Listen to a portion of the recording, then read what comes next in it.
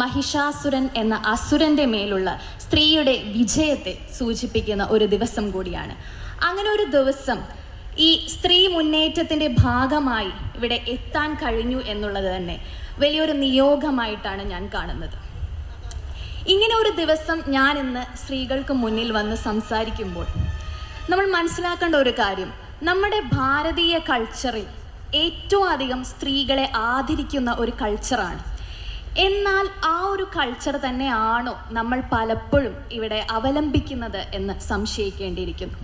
പലപ്പോഴും സ്ത്രീകൾക്ക് തുല്യമായ, പുരുഷന് തുല്യമായ അവസരങ്ങൾ ലഭിക്കുന്നില്ല, അല്ലെങ്കിൽ സ്ത്രീകളുടെ പ്രശ്നങ്ങൾ സമൂഹത്തിൽ പങ്കുവെക്കാനുള്ള അവസരങ്ങൾ നമുക്ക് ലഭിക്കുന്നില്ല എന്നുള്ളൊരു പ്രശ്നമുണ്ട്. ഇപ്പോൾ എൻ്റെ കാര്യം തന്നെ എടുത്തു കഴിഞ്ഞാൽ, ഞാനൊരു ഇൻ്റർവ്യൂവിൻ്റെ ഭാഗമായി ഒരു കാര്യം തുറന്നു പറയുകയുണ്ടായി. എനിക്ക് ഒരു യുവ നേതാവിൽ നിന്ന് ചില മോശമായ സമീപനം നേരിടേണ്ടി വന്നു എന്നുള്ളതാണ് ഞാൻ തുറന്നു പറഞ്ഞത്. പക്ഷെ എന്നാൽ പോലും ഒരു പ്രസ്ഥാനത്തെ വേദനിപ്പിക്കേണ്ട, ദുഃഖിപ്പിക്കേണ്ട എന്ന് കരുതി ഞാൻ ആ പ്രസ്ഥാനത്തിൻ്റെ പേര് പറയുകയോ ഒരു വ്യക്തിയുടെ പേര് പറയുകയോ ചെയ്തിട്ടില്ല. ആരെയും വേദനിപ്പിക്കണമെന്നോ ആരെയും തകർക്കണമെന്നോ ആയിരുന്നില്ല എൻ്റെ ഉദ്ദേശം.